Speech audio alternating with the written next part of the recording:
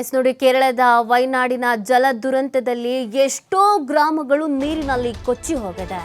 ಕೇವಲ 10 ನಿಮಿಷದಲ್ಲಿ 3 ಗ್ರಾಮಗಳು ಸರ್ವನಾಶ.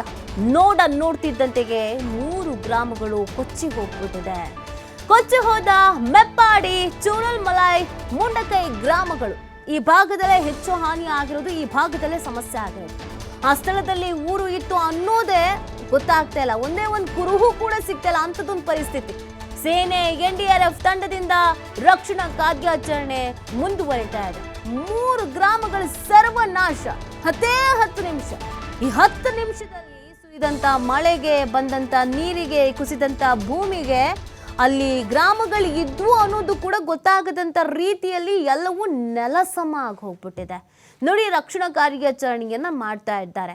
ಈ ರಕ್ಷಣಾ ಕಾರ್ಯಾಚರಣೆ ನಡೀತಾ ಇರೋದು ಇದೇ ಪ್ರದೇಶಗಳಲ್ಲಿ. ಇಲ್ಲೆಲ್ಲ ನಾರ್ಮಲ್ ಆಗಿ ಊರುಗಳು ಹೇಗಿರುತ್ತೋ ಅದೇ ತರ ಇತ್ತು. ಆದ್ರೆ ಈಗ ನಿಮಗಲ್ಲಿ ಕಾಣಿಸ್ತಿರೋದು ಬರೀ ಕೆಸರು, ಬರೀ ಮಣ್ಣು, ಬರೀ ಅಲ್ಲಿ ಬಿದ್ದಿರುವಂತ ಮರದ ದಿಣ್ಣೆಗಳು. ಇದನ್ನ ಬಿಟ್ಟು ಇನ್ನೇನು ಕಾಣಿಸ್ತಾ ಇಲ್ಲ.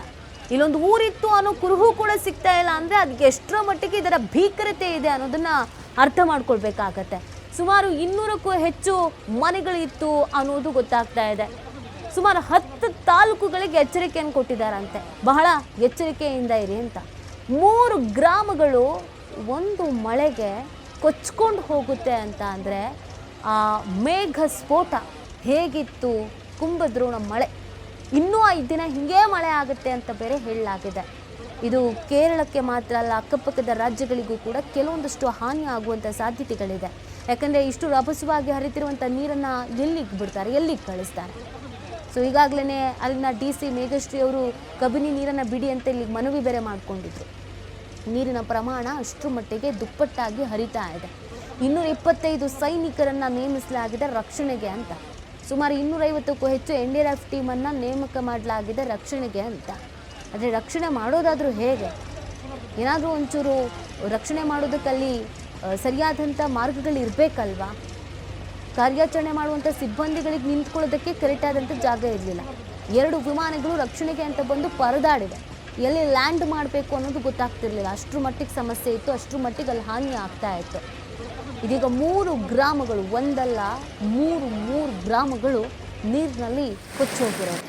ಅಷ್ಟರ ಮಟ್ಟಿಗೆ ಮಳೆಗೆ ಭೀಕರತೆ ಇದೆ, ಜಲಸ್ಫೋಟ ಆಗಿರೋದು. ಇನ್ನೊಂದು ಕಡೆಯಲ್ಲಿ ಮೃತದೇಹಗಳ ಶಿಫ್ಟ್ ಮಾಡಲಾಗ್ತಾ ಇದೆ. ಆಸ್ಪತ್ರೆಗಳಿಗೆ ಈ ಮೃತದೇಹಗಳನ್ನು ಶಿಫ್ಟ್ ಮಾಡಲಾಗ್ತಾ ಇದೆ.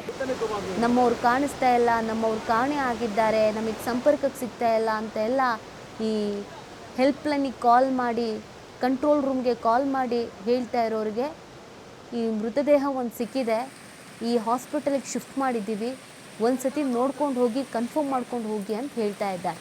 ಅದು ಎಷ್ಟರ ಮಟ್ಟಿಗೆ ಆ ಮನಸ್ಸಿನ ಮೇಲೆ ಘಾಸಿ ಬೀಳ್ಬೋದು ಅನ್ನೋದನ್ನು ಯೋಚನೆ ಮಾಡಬೇಕಾಗತ್ತೆ. ನಿನ್ನೆ ರಾತ್ರಿವರೆಗೆ ಎಲ್ಲವೂ ಚೆನ್ನಾಗೇ ಇತ್ತು, ಊಟ ಮಾಡಿ ಮಲಗೋ ತನಕ ಎಲ್ಲವೂ ಚೆನ್ನಾಗೇ ಇತ್ತು.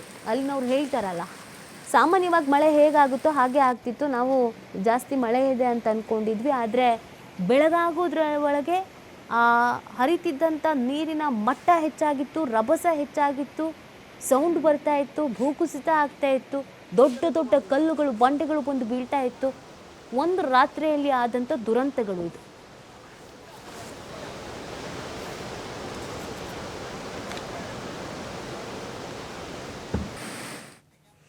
ಅತಿಯಾಗಿ ಮಳೆ ಆಗ್ತಿರುವಂತಹ ಹಿನ್ನೆಲೆಯಲ್ಲಿ ಕೆಲವು ಸಂಪರ್ಕಗಳು ಕೂಡ ಕಡಿತ ಆಗ್ತಾ ಇದೆ. ಸುಮಾರು 19 ರೈಲುಗಳ ಸಂಚಾರ ಸ್ಥಗಿತ ಮಾಡಲಾಗಿದೆ.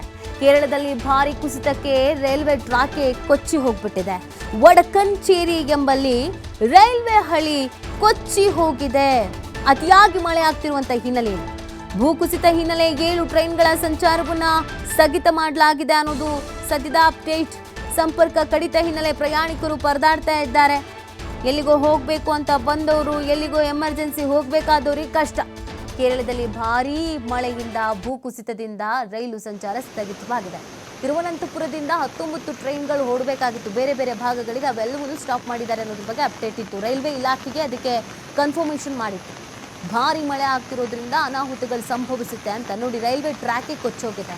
ಒಂದು ರೈಲು ದುರಂತವು ಸಂಭವಿಸಬೇಕಾಗಿತ್ತು, ಆದರೆ ವಾಚ್ಮ್ಯಾನ್ ಅಲರ್ಟ್ ಆಗಿದ್ರಿಂದ, ಎಚ್ಚೆತ್ಕೊಂಡಿದ್ರಿಂದ, ಇಲ್ಲಿ ಟ್ರೈನ್ ಕಳಿಸ್ಬೇಡಿ, ಇಮಿಡಿಯೇಟಾಗಿ ಸ್ಟಾಪ್ ಮಾಡಿ, ಸಮಸ್ಯೆ ಇದೆ ಅಂತ ಹೇಳಿದ್ರಿಂದ ಸ್ಟಾಪ್ ಮಾಡಿದ್ರಿಂದ ಒಂದು ರೈಲು ದುರಂತ ಸಂಭವಿಸುವಂಥದ್ದು ಕೂಡ ತಪ್ಪಿದೆ. ಇಂಥ ಸಂದರ್ಭದಲ್ಲಿ ಇಂಥ ವೇಳೆಯಲ್ಲಿ ಟ್ರೈನನ್ನು ಓಡಿಸೋಕ್ಕೆ ಆಗಲ್ಲ. ಸೊ ಹೀಗಿರಬೇಕಾದ್ರೆ ಟ್ರೈನ್ ಹಳಿಗಳೇ ಇಲ್ಲಿ ಕಾಣಿಸ್ಕೊಳ್ತಾ ಇಲ್ಲ.